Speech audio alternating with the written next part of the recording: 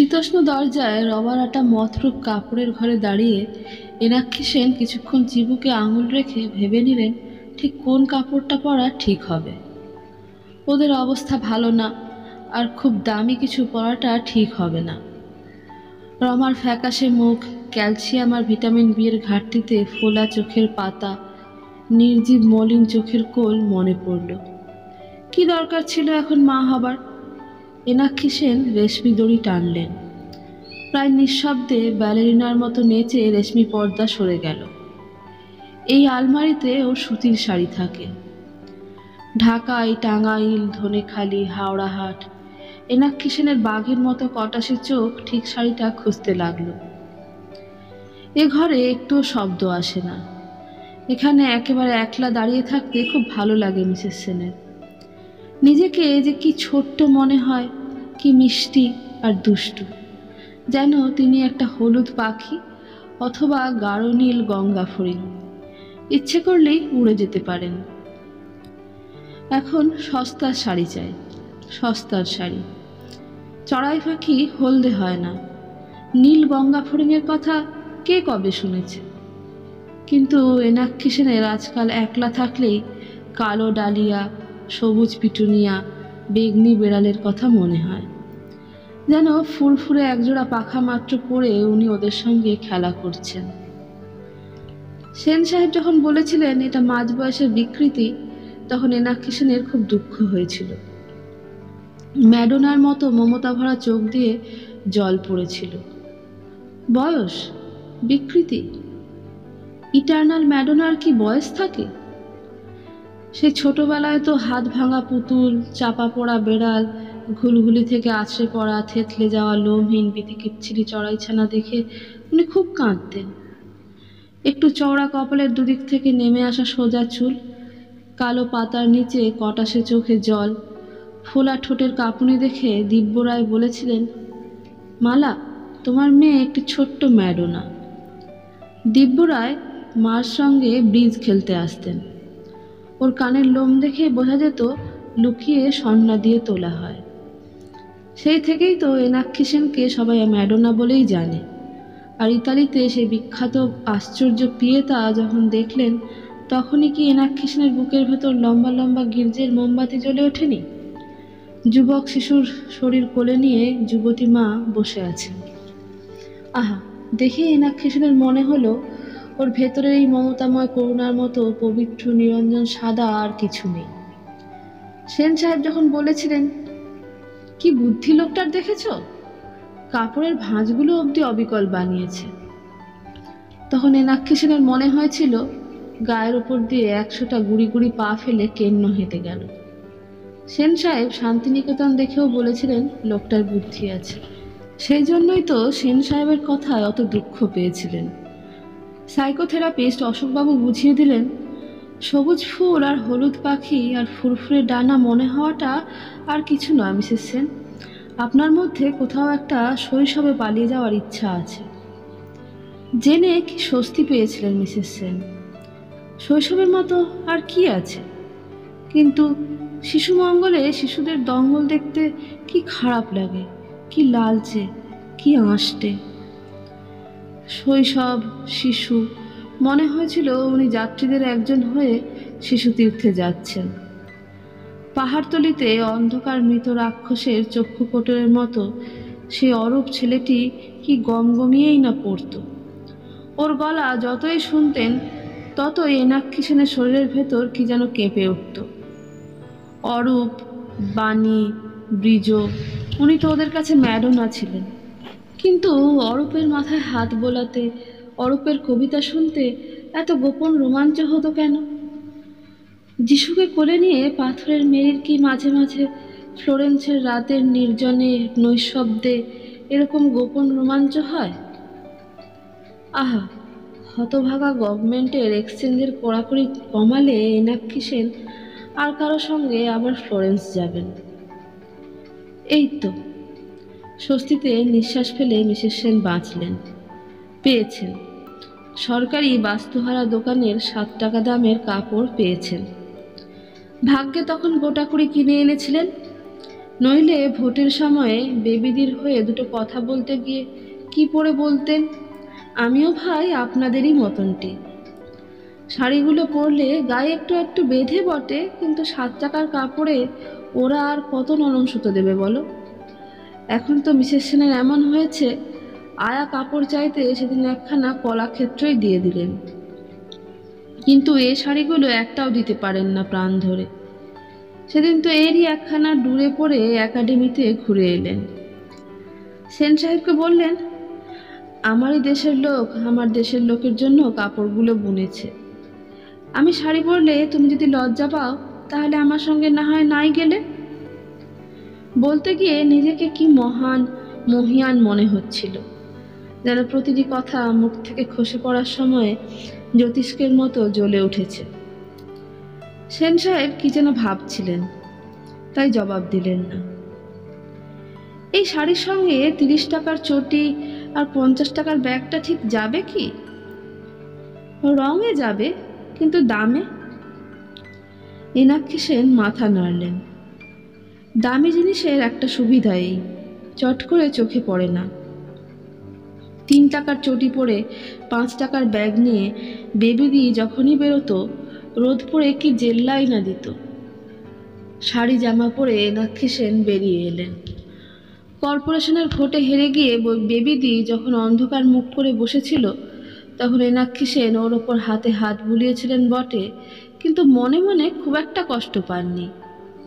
বেরিয়ে এসেই ওর ভুরু কুঁচকে গেল। শব্দ, এক একটা ঘর থেকে এক এক রকম শব্দ। শাড়ির ঘরে এতক্ষণ কোনো শব্দ ছিল না বলেই যেন নীলাক্ষীর হাসির শব্দটা এত জোরে কানে এসে বাজল। সুন্দর গলা, শিশুর হাসির সুন্দর শব্দ, কিন্তু এক্ষেত্রে সুন্দর নয়। কেননা নীলাক্ষী সেন সাহেব আর মীনাক্ষীর প্রথম সন্তান এখন আর শিশু নেই। 30 বছরের কোনো মেয়েকে হলেই বা তার মন অপরিণত, শরীর পরিণত, শিশু বলা যায় কি? ওর শরীর কি বন্যভাবে বাড়ন্ত, ওদের নাকি এইরকমই হয়। মীনাক্ষী সেন পায়ে পায়ে এগিয়ে গেলেন। নীলাক্ষীর গলায় মস্ত একটা বিপ দিয়ে ওর নার্স ওকে চামচ করে চা খাওয়াতে চেষ্টা করছে, কিন্তু নীলাক্ষীর তো চির শৈশবে বাস, ও কিছুতেই চা খাচ্ছে না, মাথা নাড়ছে আর হাসছে। একটা না 4 বা 6 ঘন্টা হাসলে আবার ওকে সিডেটিভ দিতে হয়। মীনাক্ষী সেন দরজায় দাঁড়িয়ে একটু দেখলেন। উনি যে শৈশবে ফিরে যেতে চান তার চেহারাও অমনি নাকি কে জানে। কাঁচা পাকা চুলে রিবন বাঁধা, গলায় বিপ টাকার, পরনে বোতাম দেওয়া কোনা হাতা জামা। মিসেস সেনের মমতা ভরা চোখ দুটো করুণ হয়ে গেল। বেবি, আমার বেবি, মীনাক্ষী সেন মনে মনে বললেন। মীনাক্ষী, রজত, নন্দিনী, অরুণাংশু, ওরা 4 ভাই বোন হুড়মুড় করে এসেছিল, কিন্তু নীলাক্ষীকে ওর মা সবচেয়ে ভালোবাসেন। সেই জন্যই তো ওকে কিছুতেই চিকিৎসার জন্য বাইরে পাঠাননি। ডাক্তারদের ইলেকট্রিক চিকিৎসাকে মনে হয়েছিল কষায়ের নিষ্ঠুরতা। তাছাড়া মীনাক্ষী সেন প্রায়ই বলেন, ও আমার ঈশ্বরের দান। হিন্দুর মেয়ে, হিন্দুর বউ হলেও আমার ঈশ্বর বলতে মীনাক্ষী সেন যীশুখ্রিস্টকেই বোঝেন। আর নীলাক্ষীকে মনে মনে আমার ক্রস মনে করতে ওর ভালো লাগে। এই তো রমা সেদিন বলছিল, আমার ঠাকুর ঝিও অমনই নেবা ছিল বৌদিদি, তা অম্বিকে কালীবাড়ির ঠাকুরের ওষুধে সেরে গেল। মীনাক্ষী সেন একটু হেসে চুপ করে বসেছিলেন। সেন সাহেবের রমরমে ব্যবসা, যোধপুর পার্কের এই বাড়ি, সুস্থ সবল 4-4টে ছেলে মেয়ে, এত রকম সুখ পাওয়ার জন্য ওর সবসময় নিজেকে অপরাধী মনে হয়। এই দেশে বাস করে এত সুখী হবার কি অধিকার আছে তার? দুঃখ, একটু দুঃখ, দাড়িপাল্লায় পাষাণের মতো ওইটুকু চাই বই কি। অরূপকে তো সেই জন্য বলেছিলেন, বেবি আমার ক্রস, ওকে দেখলে আমি বুঝতে পারি বিশ্ব সংসারের জন্য আমাকে করে যেতেই হবে। কি ভাগ্যি সংসার, এবারে সংসার ওকে একেবারে ছেড়ে দিয়েছে, না হলে কি আর বস্তিতে বস্তিতে, অনাথ আশ্রমে, কর্পোরেশনের নোংরা মাতৃসদনে এমন করে রাত দিন উনি হন্যে হয়ে ঘুরে বেড়াতে পারতেন? ইদানিং তো হাসপাতালে বিকেলের ভিজিটিং আওয়ারে ফ্রি ওয়ার্ডে যাওয়া ওর একটা বাধ্যবাধকতা হয়ে দাঁড়িয়েছে। যার কেউ নেই, যে সবচেয়ে মন্দ রোগী, নাকে অক্সিজেন, কনুয়ে সেলাইন, তার পাশে গিয়ে উনি দাঁড়াবেনই। হাসপাতাল মানে নার্স ডাক্তাররা অতিরিক্ত খেটে এত ভাজা ভাজা, ওয়ার্ড বয় জমাদার আয়ারা এত উদ্ধত আর বিরক্ত, টাকা পয়সার অবিলিতে ঘরদোরের চুনকামে এত রং কম, আগা পাঁচতলা গণ্ডগোলের ফলে দুধে জল এত বেশি যে হাসপাতালে ফ্রি ওয়ার্ড দেখলেই মিসেস সেনের কষ্ট হতে থাকে। কি করে ওদের জীবনকে একটু উজ্জ্বল, একটু বর্ণিল করে তোলা যায় তা নিয়ে কি উনি কম ভাবেন? রেডিও কিনে হাসপাতালে দিতে ইচ্ছা করে না। ডাক্তাররা যদিও বলে রোগীরা সুরে আরাম পায়, কিন্তু রেডিও মানেই তো কতকগুলো বিকৃত উচ্চারণের রবীন্দ্রসঙ্গীত। আজই ঝড়ের রাতে তোমার অভিসার সেদিনকে যেন গাইছিল, নয়তো গাক গাক গলায় বাংলা নাটক। সেই জন্যই তো মিসেস সেন ফুল, ফল, লুডো, তাস, বই, অডিকোলন কিনে নিয়ে যান। প্রোস্টেট অপারেশনের রোগীটা মরে যাচ্ছে তা কি করে জানবেন মিসেস সেন? নার্সটা কি অশিষ্ট, রাত জাগা ক্লান্ত চোখ খুলে ওকে বললে, তা না এখন বৈকুণ্ঠে গিয়া লুডো খেলতে আসে। খুব রাগ হয়েছিল, কিন্তু যেই মনে হলো ও বেচারা দেশভাগ হয়ে হয়তো একসময় কত কষ্টই পেয়েছে। তাছাড়া দিবারাত্রির লোকে শরীরের অসুখ বিসুখ, ঘা পুজ ঘাটে, হয়তো বিয়েও হবে না, নিশ্চয়ই ম্যাল অ্যাডজাস্টেড। তখনই ভেতর থেকে ম্যাডোনার মতো মমতা উছলে বেরিয়ে এসেছিল। বেবি চা খেয়েছে? জিজ্ঞেস করলেন। এত টাকা দেন তবু সন্দেহ হয় বেবির নার্সটা ওকে ঠিক মতো যত্ন করে না। ঢাকার নবাব বাড়ির বাদীরা নাকি দিনরাত ছেলেটাকে রাখতে হতো বলে দুধের সঙ্গে আফিম দিত। কি করে মানুষ শিশুদের ওপর নিষ্ঠুর হয়! না, খেতে চাইছে না। নার্সটি ছেলে মানুষ, একটু ভয়ে ভয়ে বলল, আমার মনে হচ্ছে ওর শরীরে কোথাও কোনো কষ্ট হচ্ছে। সিডেটিভ দাও। ডাক্তারবাবুকে একটু খবর দিলে হয় না? না না প্রমীলা, ওর মনে সে ইঞ্জেকশন দেবার ব্যাপারটার সঙ্গে ডাক্তারবাবু জড়ানো আছেন তো, ওকে দেখলেই ও কাঁদে। আমার যে মনে হচ্ছে ওর শরীরে কোথাও কষ্ট হচ্ছে। ওকে উনি, ওর, ওকে এসব বলো কেন প্রমীলা? প্রমীলা ভ্যাবাচেকা খেলো। বয়সে 7 বছরের বড় একজন মেয়ে ছেলেকে ও কি করে তুমি, তুই এসব বলবে? ও যে আমাদের সবার চেয়ে ছোট। এনাক্ষী সেন এখন রাফায়েলের ম্যাডোনার আলো করা হাসি হাসলেন। কিন্তু আর কথা নয় প্রমীলা, ওর সঙ্গে থাকতে থাকতে তোমার একটা স্ট্রেন হয় আমি বুঝতে পারি।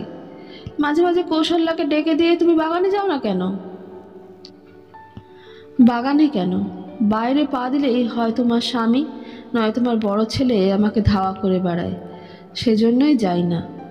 নইলে ওই ছোটদের খেলনা দিয়ে সাজানো ঘরে ফ্রক পরা, পাকা চুল, আধা মানুষদের সঙ্গে থাকতে কি আমারই ভালো লাগে? প্রমীলা মনে মনে বলল। মুখে কিছুই বলল না, কেননা কাজটা ভালো। দিনে 18টা টাকা, ভাতের সঙ্গে মাছ, চারুটির সঙ্গে একটা মিষ্টিও দেয়। Take it easy. Enakshi Sen মিষ্টি হাসলেন। ওদিকের ঘর থেকে রজতের বন্ধুদের ভয়ঙ্কর তর্ক বিতর্কের হল্লা শোনা যাচ্ছে। এত ভালো লাগে এই 25-26 বছরের সদ্য ভালো চাকরি পাওয়া ছেলেদের। মনে হয় ওদের সঙ্গে নিয়ে কোনো জাদু করা বাগানে চলে যান, যেখানে গোলাপ ফুল কখনো ঝরে না। বসে বসে সারাদিন ওদের কথা শোনেন। কোনো কোনো কথা শুনতে এত ভালো লাগে। সিঁড়ি ধরে নামতে লাগলেন। নামতে নামতে মীনাক্ষীর গাড়ি বেরিয়ে যাওয়ার শব্দ শুনতে পেলেন। ওই এক মেয়ে, নিউরোটিক, ড্রাগ নেয়, দিনরাত্রির হন্যে হয়ে ঘোরে। কেন ঘোরে, কেন 27 বছরেই ও এরকম ভেবো, বিরক্ত, শুকনো হয়ে যাচ্ছে এনাক্ষী সেন বোঝেন না।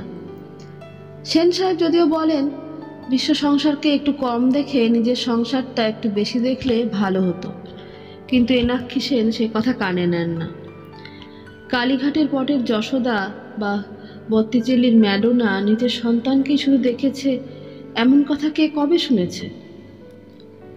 আপাতত রমার কথাই ওর বুক জুড়ে আছে। শিশুমঙ্গলের ফ্রি ওয়ার্ডে সার সার প্রসূতির মাঝখানে যে রমাকে পেয়ে যাবেন তা কে জানত? বৌদিদি, রমা ফিসফিস করে ডেকেছিল। ও রমা! এনাক্ষী সেন ওর সিজারিয়ানের পর হাঁকক্লান্ত হট্টকুচির চেহারাটা দেখে বলেছিলেন, কেমন আছেন? রমার কথা শুনে মনেও হয়নি 2 বছর এনাক্ষী সেনের বাড়িতে নীলাক্ষীর আয়াগিরি করার পর ও ইলেকট্রিক দোকানের ছোকরার সঙ্গে পালিয়ে যাওয়ার মতো একটা ছিছি কাজ করেছিল। ছেলে আবার কি, পুরুষ বললেও হয়, মাথায় টাক, বুকে লোম, হাতে মাদুলি। রমারও চেহারা ছিল বাজারের মুরগির মতো নির্জীব, হতভাগা। যে পয়সা ফেলবে তার হাঁড়িতেই গিয়ে উঠবে, এমনই বেহায়া ভাবগতিক। তুমি আর আমাদের থাকা থাকি। বিয়ে হয়েছে আর মা হয়েছে বলেই যে রমা ওর সঙ্গে কোথায় কোথায় সমান সমান হয়ে গেছে। লোকজনের সঙ্গে অবশ্য মিসেস সেন কখনোই এ চাকর ও ঝি মনে করিয়ে দিয়ে কথা বলেন না। রমার পাশে উনি বসতেই রমা যেন গলে গিয়েছিল। তখনই শুনলেন ওর শরীরের কথা, স্বামীর দুরবস্থার কথা, শাশুড়িটা কি বজ্জাত আর 4 টাকা কিলো চাল কিনবার দুঃখ। ভেবো না রমা, আমি আছি। ম্যাডোনার হাসি মুখে মেখে উনি বেরিয়ে এসেছিলেন। তারপর থেকে প্রত্যেক দিনই ওকে দেখতে যান। আজ তো ওর স্বামী ওকে নিতে আসবে, আর মিসেস সেনের ইচ্ছে গাড়ি করেই ওদের মতিস্ত্রীর লেন নাকি সেখানে পৌঁছে দেবেন। আপনার বোনাইকে দেখবেন বৌদিদি, একটু রাগি টাগি মানুষ, তবে ভেতরটা ভালো। রমা বাঁদরমুখ মাংসপিণ্ডটাকে দুধ দিতে দিতে বলেছিল, তোমাকে ভালোবাসে তো? তার বাসে না, না জানি এখন কত কষ্ট পাচ্ছে। মার কাছে অত চালাকি নেই বাবা। তুমি মদ খেয়ে আসবে আর মা ভাত নিয়ে বসে থাকবে, তেমন মা পাওনি। মদ খায় নাকি রমা? খায় না আবার। রমা ছিল বেবির আয়া, ভদ্রঘরের মেয়ে। দেখো তার কি দুর্ভোগ। বিয়ে, ছেলে, শরীরে ক্যালসিয়াম কম, অথচ স্বামী মদ খায়। রমা চলে গেলে এনাক্ষী সেন কী করবেন? এ কদিন ধরে ওর বস্তির সংসার, ওর শাশুড়ির স্বার্থপর হিংসে, ওর স্বামীর পুরুষ পুরুষ বর্বরতা শুনতে শুনতে ওর মনে হয়েছে একেই হয়তো বিধাতার ইচ্ছে বলে। হঠাৎ রমার সঙ্গে ওরই দেখা হলো। কেন হলো? কেননা এনাক্ষী সেন মানুষ মায়ের মমতায়, বিশ্বজননীর ক্ষমতায় ওর জীবনে সুখ এনে দিতে পারেন। আজই ওকে বলবেন, স্বামীর অনুমতি নিয়ে নাও রমা, তারপর চলো আমার কাছেই সুখে আরামে থাকবে। ছোট বাচ্চাটাকে বড় করে নাও, তারপর না হয় স্বামীর কাছে যেও। কে? দরজা পেরিয়ে গাড়িতে উঠতে গিয়ে হঠাৎ চমকে উঠলেন এনাক্ষী সেন। আগে আমি। রতন, ওর ছোট ছেলে অরুণাংশুর এক সময়ের খেলার সাথী। অরুণাংশু ওকে পরিচিত করে দিয়ে কানাডা চলে গেছে 6 মাস আগে। এই 6 মাস ধরে রতন ওর বাড়িতে প্রত্যহ আসে, সন্ধ্যা হলেই আসে, বাইরে বসে থাকে। ওর ট্যাঙ্কের অবস্থায় বেগবাগান থেকে যোধপুর পার্কে রোজ বাসে আসা সম্ভব নয়। প্রায় দিনই যে ও হেঁটে আসে তা মিসেস সেনও জানেন। বিকম ছেলের চাকরি যে ওর চেনাশোনার মধ্যে কারো হাতে থাকে না তাও নয়, কিন্তু কিছুতেই মিসেস সেনের মনে পড়া, রতনকে খবর দেওয়া, যার দরকার তাকেও বলে রাখা, সবগুলো একসঙ্গে হয়ে ওঠে না। সেবার ডানলপের অফিসে হয়তো হয়েই যেত। ওপরে বোথরা বসেছিল, নিচে গাড়ি বারান্দায় রতন, কিন্তু ব্রিজদের ইংরাজি নাটক টেপ করতে গিয়ে আর সব ভুল হয়ে গেল। রতনকে পরদিনই বলেছিলেন, একদম ভুলে গিয়েছি রতন। রতনের গলার হারটা কবার ওঠানামা করেছিল। ও বলেছিল, আমি আর আসবো না। কেন? কেন? রতন ওর দিকে তাকিয়ে একবার ভেবেছিল যা মনে হচ্ছে তা বলবে, কিন্তু সব গরিবেরই কি আর বড়লোককে গলা তুলে কথা কইবার সাহস থাকে? আপনি বুঝবেন না বলে ঢ্যাঙা নড়বড়ে রতন আস্তে আস্তে বেরিয়ে গিয়েছিল। এনাক্ষী সেন তখনই মনে মনে এঁচে রেখেছিলেন অরূপকে বলবেন। অরূপ লুথার ইস্কবে পার্সোনাল অফিসার হয়েছে। ও তো বলে গেল কালকেই ওকে পাঠিয়ে দিন, ভীষণ তাড়াতাড়ি দরকার। অরূপ যে কি শিশুতীর্থ পড়তো পাহাড়তলিতে অন্ধকার মৃত রাক্ষসের চক্ষু কোটরের মতো। রতন, আজ্ঞে, তুমি একটু বসো, আমি ঘুরে এসেই তোমায় চিঠি লিখে দিচ্ছি। কাজটা তোমার হয়ে যাবে বলেই মনে হচ্ছে। এনাক্ষী সেন ওর বিখ্যাত হাসিটি হাসলেন, যদিও ভেতরে ভেতরে অস্বস্তি হতে লাগলো। রতন কৃতজ্ঞতায় কি বেঁকে চুরেই দাঁড়িয়ে আছে দেখো। ওই ভিকিরি ভিকিরি ভাবটা যে কি বিশ্রী লাগে ওর। এর চেয়ে যারা তেড়ে ফুড়ে ঘেরাও করে তারা অনেক ভালো। কিন্তু কি আর করা যায়, ম্যাডোনার সন্তানদের মধ্যে সবাই তো বাণী অথবা বৃজ অথবা অরূপ অথবা রমা হতে পারে না। রতনের মতেও কেউ কেউ থাকবে ম্যাডোনার ক্রস, ঘিন ঘিনে গরিবিয়ানা নিয়ে লেপটে লেপটে থাকা ভীতু। গাড়িতে উঠে বেতের ব্যাগটা থাবড়ে দেখে নিলেন। বেবি জনসনের পাউডার, সাবান, বুরুশ, 5 কিলো খানেক অলিভ অয়েলের টিন, এতগুলো বাচ্চার জামা, ন্যাপি, তাছাড়া এতগুলো গোলাপ ফুল। রমা এখানে আসুক বা ওর সেই বস্তি বাড়িতেই যাক, নিরানন্দ ঘরকে উজ্জ্বল করে তুলতে ফুলের মতো আর কি আছে। ঘড়িতে দেখলেন 5টা বাজে। হাসপাতালে রমার বিছানার পাশে ওর বর বসেছিল। মাথায় টাক, শার্টের ফাঁক দিয়ে বুকের লোম বেরিয়ে আছে। হাতের গুলিগুলি এতখানি মোটা, মুখ চোখের ভাব রীতিমতো উদ্ধত, ঠোঁটে একটা বিশ্রী হাসি। কি বর্বর পুরুষের চেহারা! রমার ছোট্ট কুকড়ানো শরীর, ওই পুরুষটার সঙ্গে সম্পর্ক বাঁধিয়ে মা হওয়ার ব্যাপারটা মনে করতেই এনাক্ষী সেনের শরীর ঘিনঘিনিয়ে উঠল। যেন কারো বমিতে হাত রেখেছেন এমনই ঘেন্না হলো। কিন্তু মুখে কিছু বুঝতে দিলেন না। এই যে রমা, এই যে মা জননী এসেছেন, আস্তে আজ্ঞা হোক। লোকটা ওর মুখের কথা খেঁচ করে কেটে দিল। টুলে বসে বসেই লম্বা একটা নমস্কার করে বললে, আসুন আসুন। মুখে গন্ধ। এনাক্ষী সেনের ভেতরে ভীষণ ধপাধপ করে কে বাক্স তরঙ্গ ফেলতে লাগলো। উনি জীবনেও ভাবেননি কতগুলো দুর্গন্ধ মদ গিলে কেউ ওর সামনে দাঁড়িয়ে কথা বলবে। হ্যাঁ মা জাননি, অধম মদ খেয়েছে। ওগো চুপ করো বৌদিদি, আপনি কিছু ভাববেন না যেন, রোজ খায় না। কেন চুপ করবো কেন? ওনার ভাতার খায়, ছেলে খায়, মেজো মেয়েটাও লুকিয়ে লুকিয়ে খায়। হোয়াট? এনাক্ষী সেনের মাথা ঘুরে গেল। ভাতার? সেন সাহেব ওর ভাতার? রোজ আমি খাই না, লোকটা স্বীকার করলে। ঝগড়া করবার আগে খাই, আপনার সঙ্গে মা জননী ঝগড়া করবো বলে খেয়ে এসেছি। রমা রীতিমতো অসহায়। কার দলে যাবে, এনাক্ষী সেনের না ওই লোকটার?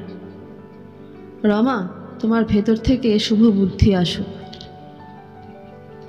রমা, আমি গাড়ি নিয়ে এসেছি। বাবা, এসব যে সব দামি দামি জিনিস দেখছি। লোকটা তার নোংরা মাথা চাপটা আঙুল দিয়ে ব্যাগটা উল্টে উল্টে খাটে ঢালল। এই যে সাবান, বুরুশ, জামা, আবার ফলও আছে দেখছি। এসব তো সব দিব্যি জিনিস মা জননী। এগুলো ছোঁয় না, অসভ্য। এনাক্ষী সেনের চোখ জ্বলে উঠল। কে অসভ্য? আমি? লোকটা কি বিচ্ছিরি করেই না হাসল। তারপর দাঁড়িয়ে বলল, চলো রমা, বাড়ি চলো। রমা তোমার সঙ্গে যাবে না। তাই বুঝি? দেখি ও যায় কি না যায়। চলো রমা। রমা, যেও না। আপনি আমার বউকে বিগড়াবার কে মশাই? লোকটা কি বিশ্রী গলায় চেঁচিয়ে উঠল। ভিজিটিং আওয়ার, বেডে বেডে ভিজিটার। বাড়িতে নার্সটা বসেছিল, সে এগিয়ে এসে বলল, কি হয়েছে? এই লোকটা, এই লোকটা। এনাক্ষী সেনের গলা দিয়ে ভালো করে কথা বেরোতে চাইল না। উনি আমার বউকে 4 দিন ধরে তালিম দিচ্ছেন, তোর স্বামীটা বদমাস, ওর সঙ্গে যাসনি। লোকটা রীতিমতো চেঁচাতে চেঁচাতে এই জিনিসপত্র গোছাতে লাগলো। আপনারা খালাস করে দিয়েছেন, আমি বউ নিয়ে যাব, আমার ছেলে নিয়ে যাব, এতে উনি বাধা দেবার কে? স্টপ স্টপ, ওসব বকুনি তোমার বাড়ি গিয়ে ঝাড়োগে মা জননী। আর তোকেও বলিহারি যাই রমা, ছিলি তো নেবিটার ঝি হয়ে। ওনার কর্তা, ওনার ছেলে দিন রাত্রির পেছনে গুড়ের মাছির মতো এঁটে থাকতো। আমার কাছে ভ্যান ভ্যান করতিস বলে তো তোকে বের করে আনলাম ওখান থেকে। বের আগে বলিনি আমি মজুর মিস্ত্রি মানুষ, তারই মদ খাই? তোকে আমার সাধ্যি মতো যত্নে রাখিনি বলতে চাস? আর আপনাকেও বলি, নিজের ভাতার বদমাস, ছেলেগুলো বারমুখ, মেজ মেয়েটা বিয়ের জন্য হন্যে হয়ে ঘোরে, নিজের ঘর সংসার দেখতে পান না? নিজের ঘর সংসারে আগুন দিয়ে উনি পরের ভালো করছেন। ঝাড়ু মার অমন ভালোর মুখে। রমা লোকটার সঙ্গে যাবার জন্যই উঠে দাঁড়ালো। লোকটা বাচ্চাকে কোলে নিতে নিতে নার্সকে বলল, মহা পাপী মেয়ে ছেলে মশাই, বাপ মার পাপে মেয়েটা নেবি হয়ে আছে, তাকে একবার দয়াবতী উকি মেরে দেখেন না। সর্বসময় দেখবেন হাসপাতালে ঘুরছে শকুনের মতো, কোন রোগীটা মরল, কে দুঃখে আছে তাই খুঁটোচ্ছে। চলে আয় রমা। লোকটা গটমট করে বেরিয়ে গেল। কিছুক্ষণ চুপচাপ। অন্য বেডের লোকজন হাসি হাসি মুখে তাকাতে লাগলো। মীনাক্ষী সেন কী করে যে টুল ছেড়ে উঠলেন আর কি করে যে সারা ঘরটা হেঁটে দরজা অবধি গেলেন তা তিনি নিজেই জানেন না। একটা বেড থেকে কে একটা মেয়ে ছেলে বললে, উনি ফুল নেচ্ছিল কেন গদিমা? একটা ক্ষণক্ষণে গলা বললে, জানিনি বাবু। এদের জন্য তিনি তার অমূল্য জীবনের এতগুলো সময় দিয়েছেন। মা বাপের পাপে মেয়েটা নেবি, জঘন্য জঘন্য কথা। মীনাক্ষী সেন সারা রাস্তা চোখ বুজে গদিতে পড়ে রইলেন। বিচ্ছিরি ঘিনঘিনে বৃষ্টি এলো। গাড়ির কাজটা অবধি তুলে দিতে ইচ্ছা করল না মিসেস সেনের। গাড়ি থেকে নেমেই রতনকে দেখতে পেলেন। বৃষ্টির ঝাপটা 3 দিক খোলা গাড়ি বারান্দা ভিজিয়ে দিচ্ছে, তারই মধ্যে সরতে সরতে ও একমাত্র শুকনো জায়গাটিতে দাঁড়িয়ে আছে। খুবই অপ্রস্তুত অবস্থা। দারোয়ানও দেখতে পাচ্ছে রতন ভিজছে, অথচ ওকে ভেতরে যেতে বলতে পারছে না। কেননা এ বাবু যে ছোট খোকা বাবুর বন্ধু তা দারোয়ান জানে। মাইজি যদি ওকে ভেতরে যেতে বলতে ভুলে গিয়ে থাকেন, তাহলে দারোয়ান কোন সাহসে ভেতরে বসতে বলে? অথচ না বললে পরেই বা কেমন দেখায়। দারোয়ান 7-5 ভাবতে ভাবতেই সাদা ইম্পালা শোঁ করে ঢুকে পড়ল।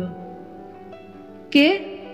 সন্ত্রস্ত রতনকে দাঁড়িয়ে উঠতে দেখে মীনাক্ষী সেন যেন ভূত দেখলেন। আজ্ঞে আমি। রতন ভাবলে, উনিই তো আমায় চিঠি লিখে ডেকে আনিয়েছেন। ও তুমি? হঠাৎ মিসেস সেনের গত 1 ঘন্টার অপমানের জ্বালা রতনের ওপরই ফেটে পড়ল। কে বলেছে তোমাকে এখানে আসতে?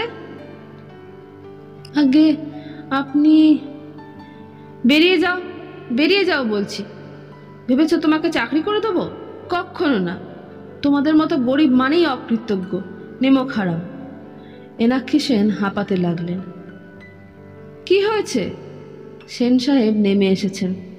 তুমি এখানে চেঁচাচ্ছ কেন? রিয়েলি? চেঁচাবো না? মিসেস সেন ঘুরে দাঁড়ালেন।